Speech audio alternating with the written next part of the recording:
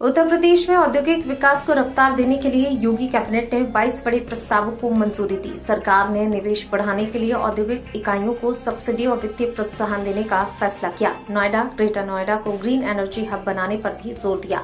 युवाओं के लिए 25 लाख मुफ्त टैबलेट योजना को आगे बढ़ाते हुए 2000 करोड़ का बजट मंजूर हुआ।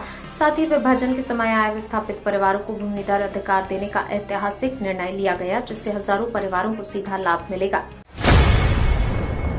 उत्तर प्रदेश सरकार ने 25 लाख युवाओं को मुफ्त टैबलेट देने की योजना को मंजूरी दे दी है। मुख्यमंत्री योगी आदित्यनाथ की अध्यक्षता में हुई कैबिनेट बैठक में टेंडर दस्तावेज को हरी झंडी मिली। योजना पर कुल 4374 करोड़ रुपए खर्च होंगे। स्नातक, स्नातकोत्तर, ITI और तकनीकी शिक्षा से जुड़े छात्रों को इसका लाभ मिलेगा। सरकार का उद्देश्य युवाओं को डिजिटल रूप से सशक्त बनाना है। टैबलेट में आधुनिक फीचर्स दिए जाएंगे, जिससे पढ़ाई और रोजगार के अवसर बेहतर होंगे। इससे पहले भी 60 लाख युवाओं को स्मार्टफोन और टैबलेट वितरित किए जा चुके हैं।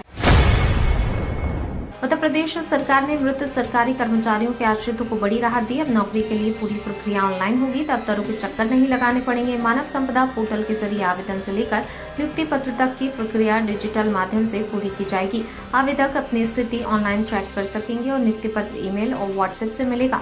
सरकार ने लंबित मामलों को भी 31 मई तक ऑनलाइन करने के निर्देश दिए हैं। इस फैसले से पारदर्शिता बढ़ेगी और आश्रितों को समय पर नौकरी मिल सकेगी।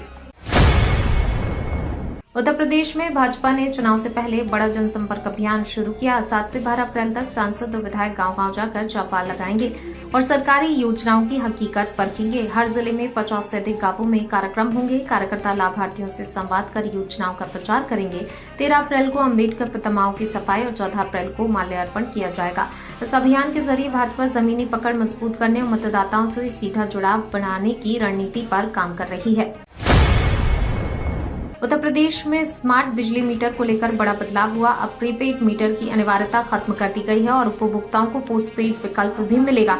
केंद्रीय विद्युत प्राधिकरण ने नियमों में संशोधन कर यह फैसला लागू किया है। पहले केवल प्रीपेड स्मार्ट मीटर लगाए जा रहे थे, जिसका विरोध भी हो रहा था। नई व्यवस्था में उपभोक्ता अपनी सुविधा के अनुसार प्रीपेड या पोस्टपेड मोड चुन सकेंगे। माना जा रहा है इससे उपभोक्ताओं को राहत मिलेगी और बिजली कनेक्शन को लेकर लचीलापन बढ़ेगा।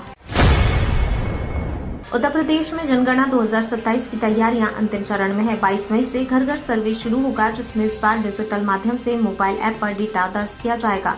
करीब 3124 एनुमरेटर और 530 सुपरवाइजर तैनात किए गए हैं। इस बार 33 बिंदुओं पर जानकारी जुटाई जाएगी, जिसमें लाइफस्टाइल, संपत्ति और सुविधाएं शामिल होंगी। खास बात यह है कि लोग सौगणना पोर्टल के जरिए खुद भी अपनी जानकारी भर सकेंगे। डिजिटल प्रक्रिया से डेटा अधिक सटीक और तेजी से उपलब्ध होगा, जिससे सरकारी योजनाओं को बेहतर बनाने में मदद मिलेगी।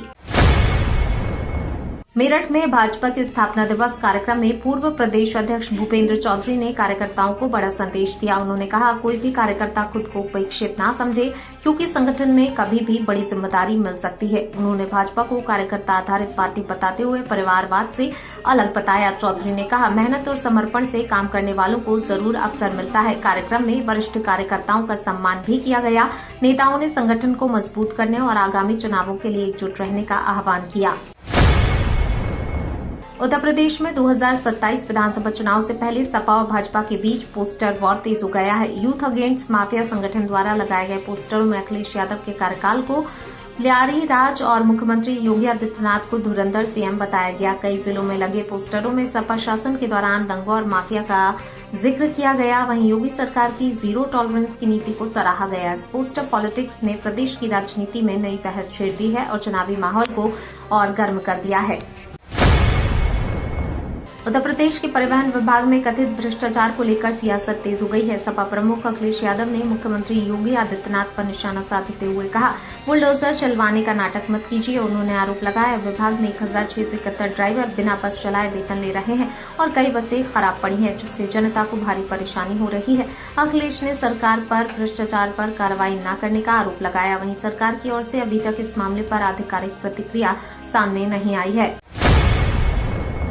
भाजपा प्रदेश अध्यक्ष पंकज चौधरी ने पश्चिम बंगाल सरकार पर तीखा हमला बोला। उन्होंने आरोप लगाया टीएमसी शासन में राज्य में गुंडाराज और भ्रष्टाचार चरम पर है, जिससे आम जनता परेशान है।